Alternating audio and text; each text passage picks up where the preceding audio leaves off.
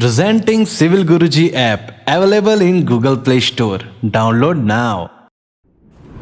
नमस्कार दोस्तों, मैं इंजीनियर प्रकाश मेवाड़ा कॉर्पोरेट ट्रेनर स्वागत करता हूं आपका एक बार फिर से सिविल इंजीनियर्स की विचित्र दुनिया में।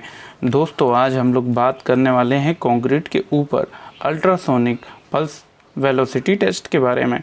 दोस्तों, जैसे कि इससे पहले हम वीडियो में अपनी बात कर चुके हैं कि दो तरह से हम लोग कंक्रीट के ऊपर टेस्ट करते हैं। पहला हमारा डिस्ट्रक्टिव मेथड और दूसरा की non destructive method. Non destructive method में दोस्तों हम लोग अल्ट्रासोनिक पल्स विस्कोसिटी टेस्ट भी हम लोग करते हैं। तो दोस्तों, इस टेस्ट को परफॉर्म करने से पहले मैं आपको इस इक्विपमेंट के बारे में बताना चाहूँगा। हमारे पास में आप देख रहे हैं कि ये एक ई मीटर होता है, जिसे कि हम लोग अल्ट्रासोनिक कंक्रीट टेस्टर मशीन भी कहते हैं। इसके साथ में दोस्तों एक ट्रांसमीटर लगा हुआ होता है और एक रिसीवर होता है। दोस्तों, ये जो टेस्ट हम परफॉर्म कर रहे हैं, ये टेस्ट हम लोग परफॉर्म कर रहे हैं IS कोड 516 पार्ट 5 से, जो कि रिवाइज हुआ है 2018 में। और दोस्तों, इस टेस्ट को परफॉर्म करने के लिए तीन तरह की मेथड अपनाई जाती है। पहली डायरेक्ट मेथड अपनाई जाती है, दूसरी सेमी डायरेक्ट मेथड और तीसरी इनडायरेक्ट मेथड अपनाई जाती है। तो दोस्तों, इसमें से जो हम लोग इस टेस्ट में हम लोग इनडायरेक्ट मेथड और डायरेक्ट मेथड को हम अप्लाई करेंगे। हम अपनी कंस्ट्रक्शन साइट के ऊपर बीम और कॉलम के ऊपर इस टेस्ट को परफॉर्म करने वाले हैं।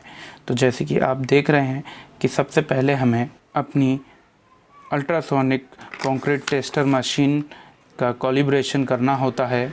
इसका कैलिब्रेशन टेस्ट करने के बाद में हम इसे अपने स्ट्रक्चर के ऊपर परफॉर्म करते हैं। सबसे पहले दोस्तों हम अपनी सरफेस को क्लीन करते हैं।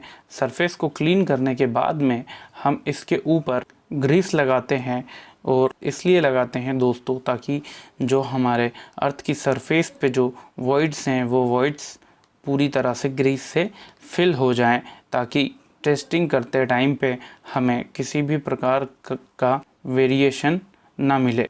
दोस्तों, हम इसे अलग अलग जगह पर लगाकर टेस्ट करते हैं, और इसमें जो हमारे इलेक्ट्रॉनिक मीटर के ऊपर रीडिंग आती है उस रीडिंग को हम नोट कर लेते हैं।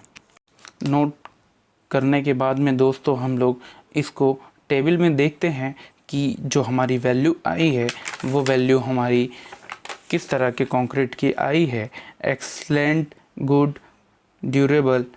तो जैसे कि दोस्तों मैं आपको बताना चाहूँगा कि IS कोड 516 की टेबल से हम लोगों ने लिया है कि अगर आपकी वैल्यू 4.40 से अगर ऊपर आती है तो आपका कंक्रीट एक्सीलेंट है, और अगर आपकी वैल्यू 3.75 से लेकर 4.40 तक अगर आती है तो आपकी कंक्रीट गुड है, और 3 से लेकर 3.75 तक अगर आपकी वैल्यू अगर आती है तो वो आपकी डाउटफुल कंक्रीट होता है, और अगर 3 से अगर नीचे आपकी अगर वैल्यू आती है तो वो आपका बहुत ही पोर कंक्रीट होता है। अगर इस टेस्ट को दोस्तों हम लोग सेमी डायरेक्ट मेथड से अगर अप्लाई करते हैं तो उसमें जो हमारी लेंथ होती है स्ट्रक्चर की, वो मैक्सिमम हमारी 2.5 मीटर की लेंथ तक ही इस अल्ट्रासोनिक टेस्ट से हम लोग परफॉर्म कर सकते हैं।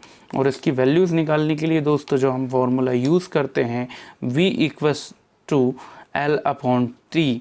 V से विस्कोसिटी, L से हमारी लेंथ और T से हमारा टाइम। जो इसकी दोस्तों यूनिट होती है, इसकी यूनिट होती है किलोमीटर पर सेकंड। जैसे कि दोस्तों बहुत सारे लोग कहते हैं कि ये टेस्ट कंक्रीट की स्ट्रेंथ चेक करने के लिए होता है, बट मैं आपको बताना चाहूँगा कि ये टेस्ट कंक्रीट की स्ट्रेंथ चेक करने के लिए नहीं होता है।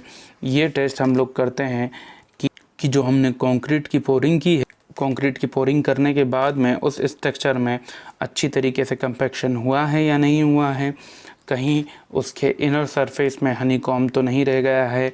सेग्रीगेशन, जैसे कि हम लोग वाइब्रेटर चलाते हैं तो एग्रीगेट अपना एक साइड हो जाता है, सीमेंट और मोटार एक साइड हो जाता है तो अंदर हमारे स्ट्रक्चर में सेग्रीगेशन तो नहीं हुआ है, अंदर क्रैक्स तो जनरेट नहीं हुए हैं स्ट्रक्चर में, कहीं पे वॉइड्स ज़्यादा तो नहीं रह गए हैं। और कंक्रीट की ड्यूरेबिलिटी चेक करने के लिए हम इस टेस्ट को परफॉर्म करते हैं। तो दोस्तों, उम्मीद करता हूँ कि यह वीडियो आपको पसंद आया होगा। अगर वीडियो पसंद आया है तो प्लीज़ वीडियो को लाइक शेयर ज़रूर करें। धन्यवाद। जय हिंद।